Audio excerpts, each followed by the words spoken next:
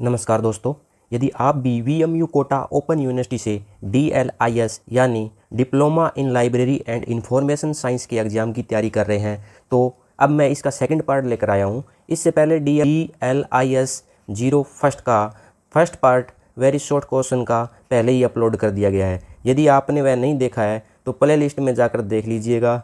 इस second part में मैंने शॉर्ट एंड लॉन्ग क्वेश्चन डाले हैं, तो पहले शॉर्ट क्वेश्चन देखेंगे उसके। तो चलिए बिना देरी के शुरू करते हैं।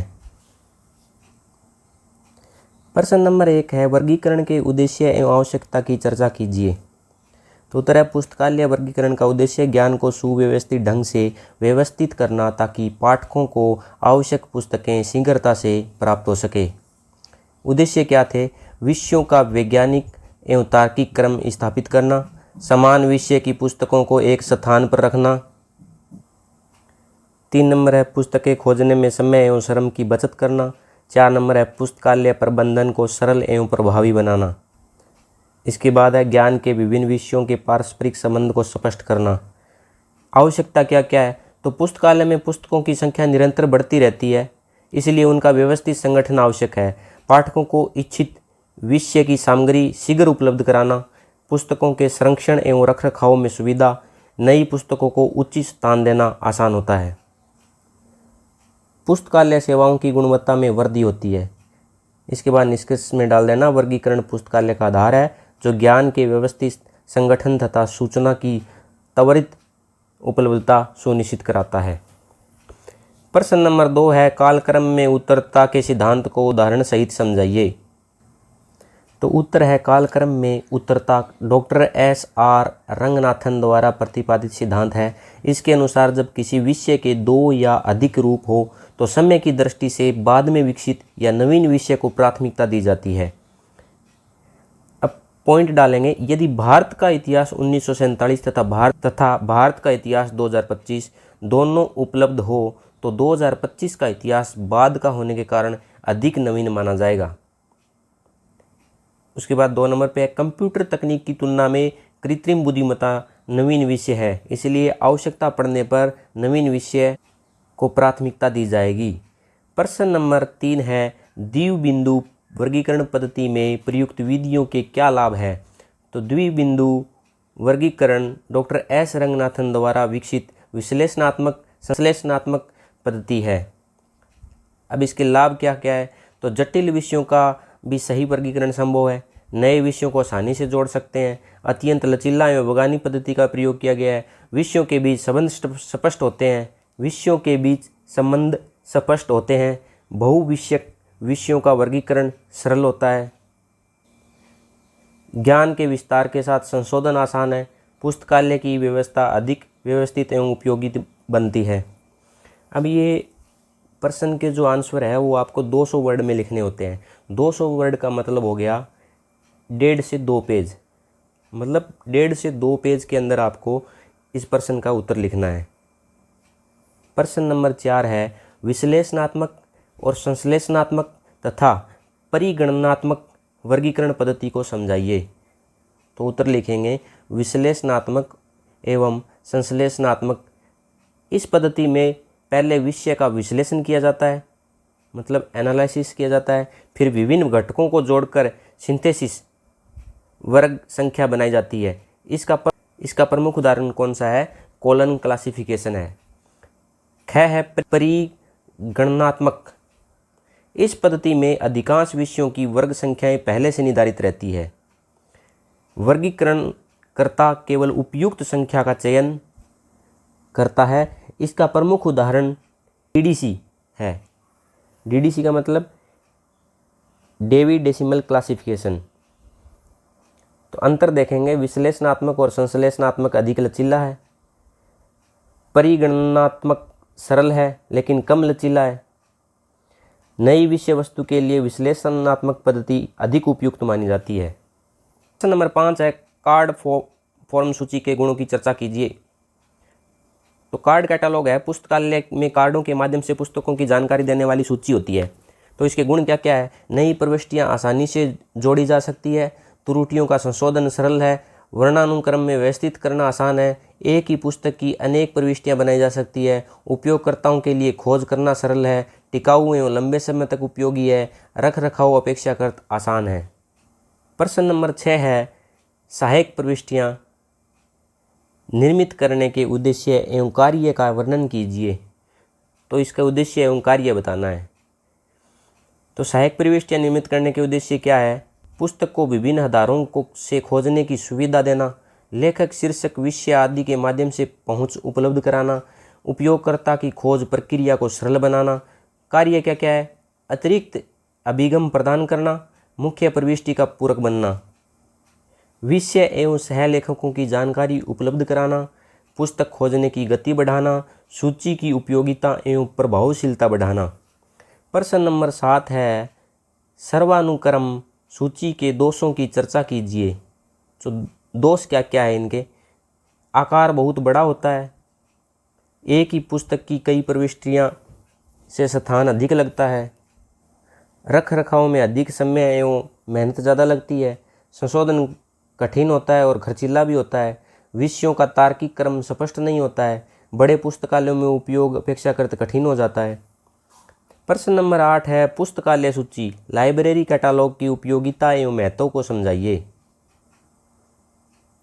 तो उपयोग देख लेते हैं। पुस्तक खोजने में सुविधा होती है, लेखक, शीर्षक एवं विषय के आधार पर जानकारी उपलब्ध, पुस्तकालय संग्रह की जानकारी प्राप्त होती है, समय एवं श्रम की बचत होती है, संदर्भ सेवा को प्रभावी बनाती है, पुस्तकालय प्रबंधन एवं नियंत्रण में सहायता, उपयोगकर्ताओं की सूचना आवश्यकताओं की पूर्ति करती है।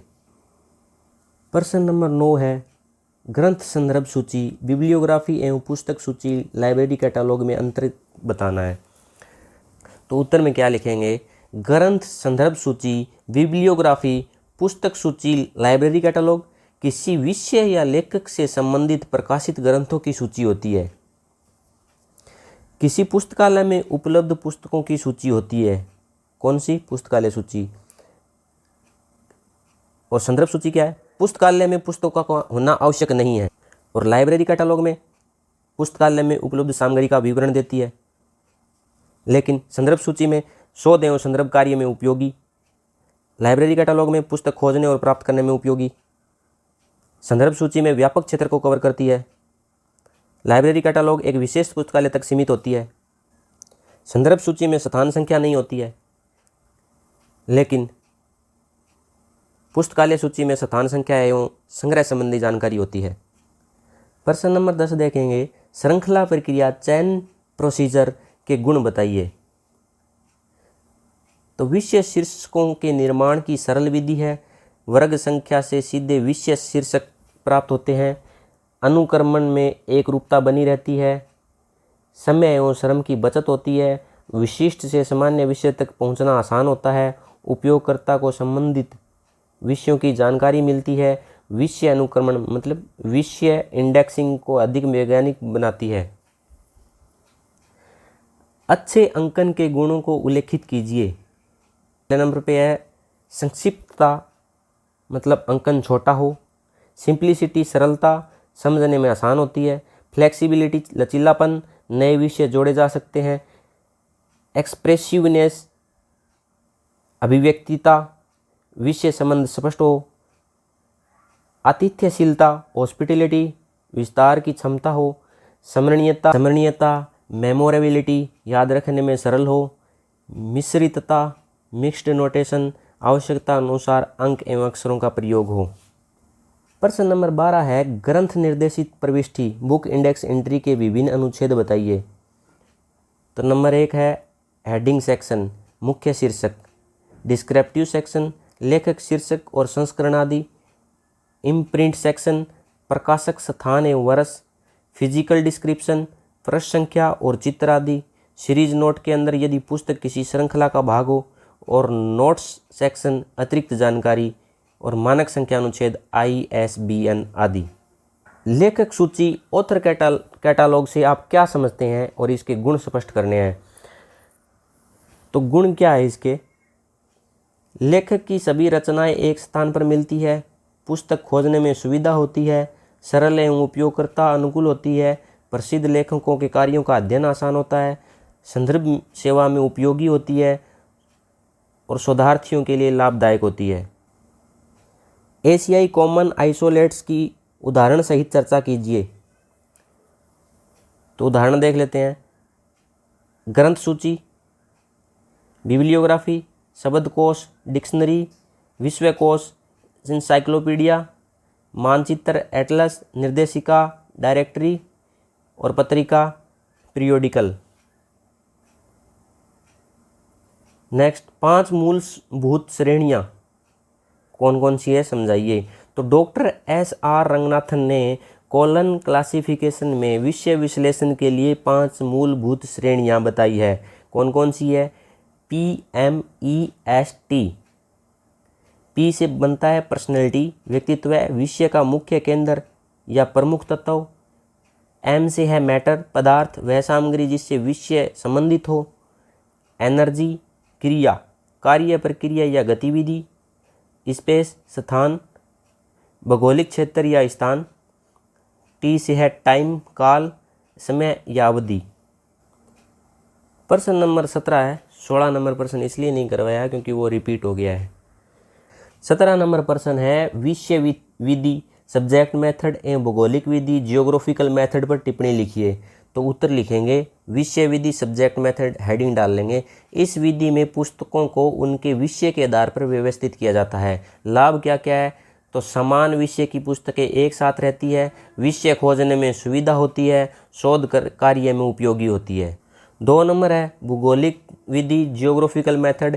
इस विधि में पुस्तकों का क्रम उनके भौगोलिक क्षेत्र, देश, राज्य, नगर आदि के आधार पर किया जाता है। इसके लाभ क्या क्या है? तो भूगोल एवं इतिहास संबंधी पुस्तकों में अधिक उपयोगी होती है और किसी क्षेत्र विषय से संबंधित सामग्री आसानी से मिल जाती है। नेक्स्ट प्रश्न है मेन एंट्री के विभिन्न अनुच्छेदों की चर्चा कीजिए। तो क्या है? हेडिंग, लेखक विवरण, शीर्षक एवं उपशीर्षक, संस्करण विवरण, प्रकाशन विवरण, भौतिक विवरण मतलब पृष्ठ, चित्र और आकार, श्रृंखला विवरण और नोट्स, टिप्पणी, ISBN, वर्ग संख्या एवं कॉल नंबर। नेक्स्ट क्वेश्चन है नाम सूची, नेम कैटालॉग से आप क्या समझते हैं? इसके गुण एवं दोष बताइए। तो पहले इसके गुण देख लेते हैं, उसके बाद इसके दोष देख लेंगे। गुण में क्या क्या है? पुस्तक खोजने में सुविधा होती है, लेखक की सभी रचनाएं एक साथ पर मिलती है, उपयोग में सरल उपयोगी होती है, शोधार्थियों के लिए उपयोगी होती है। और दोष है विषय खोजने में सीमित उपयोग, लेखक का नाम ज्ञात होना आवश्यक है, समान नाम वाले लेखकों में भ्रम हो सकता है, विषय अनुसार जानकारी प्राप्त नहीं होती है। प्रश्न नंबर 9 है ओपैक क्या है? इसके गुण एवं दोष लिखिए।